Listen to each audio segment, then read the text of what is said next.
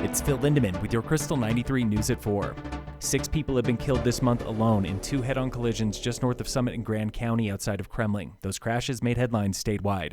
Today, Krystal 93 talks with Grand County Sheriff Breck Arts about the dangerous close calls you do not hear about. Unfortunately, one of my deputies clocked somebody at 127 miles an hour last night in a 65-mile-an-hour zone. Earlier this week, multiple others were clocked over a 100 on Highway 9 and US 40, where those deadly head-ons occurred. People are willing to kind of roll that dice and take a chance of getting caught and getting a ticket. Unfortunately, in a big county like Grand County, we're 1,850 square miles. I cannot have a deputy every 10th of a mile. Schrotlin and his deputies have had enough. Starting later this month are new penalties in Grand County for speeding 25 over. You will go to jail, and your car will be impounded. Certainly any type of reckless driving, road rage type behavior would fall into that same realm. Highway 9 between Silverthorne and Kremling was once considered one of the most dangerous roads in Colorado. In recent years, it has gotten safer. New wildlife bridges are cutting down on animal collisions. State Patrol is sending more troopers.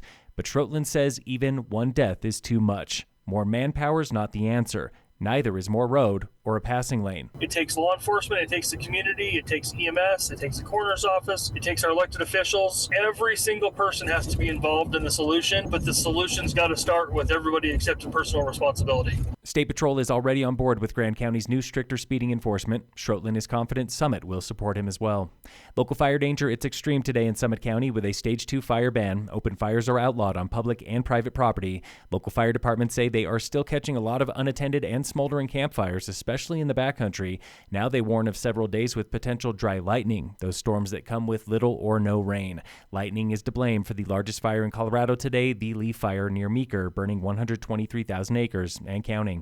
In local entertainment news, back in town starting tomorrow is BIFA, the Breckenridge International Festival of Arts. BIFA brings 10 days of live art, music, theater, and dance, and new this year, a New York City circus troupe with all that, plus more. Circus is kind of in that space of art, dance, and also athleticism. We have a skateboarder, we have a parkour artist, we have unicycle and aerialists and acrobats and dancers. That was Monique Martin, founder of the all-black Minty Fresh Circus. The name is borrowed from Harriet Tubman. Her full name is Harriet Araminta Tubman, and her family called her Minty. The spirit comes from the Underground Railroad. Show the athleticism that had to have taken place during that journey versus the terror, the violence, and all of that, where you can find some joy and you can find some resilience. And circus is a wonderful art form that allows you to do that. Minty Fresh takes stage at the Riverwalk Center next Saturday, but all next week you might catch them around town performing on street corners or in your favorite park. In sports, the Rockies open a 4-game series with the Diamondbacks tonight.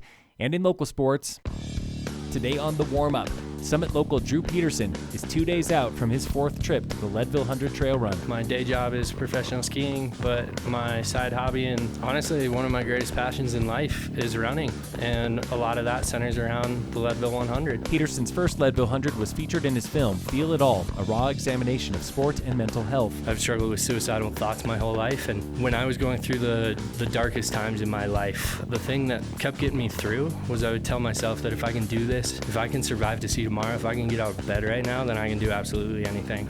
I can climb any mountain, I can ski any line, and I can run 100 miles. That first year was tough, but last year was tougher. It's kind of an example of experience doesn't always mean that things are going to get better. Last year was definitely my hardest, most painful, slowest 100. This year, though, Peterson feels different. He feels better, stronger, outside and in. I do feel like I'm the most holistically fit I've ever been in my whole life right now. I'm not running the highest volume I've ever ran, but I've got a spring in my step, and honestly, I've got this really calm excitement and joy in my heart. Runners leave downtown Leadville Saturday at 4 a.m. Final finishers are back by 10 a.m. Sunday, 30 hours later. Drew hopes to be there long before that. This is the warm-up from the Leadville 100. Phil Lindemann, Krystal 93 News.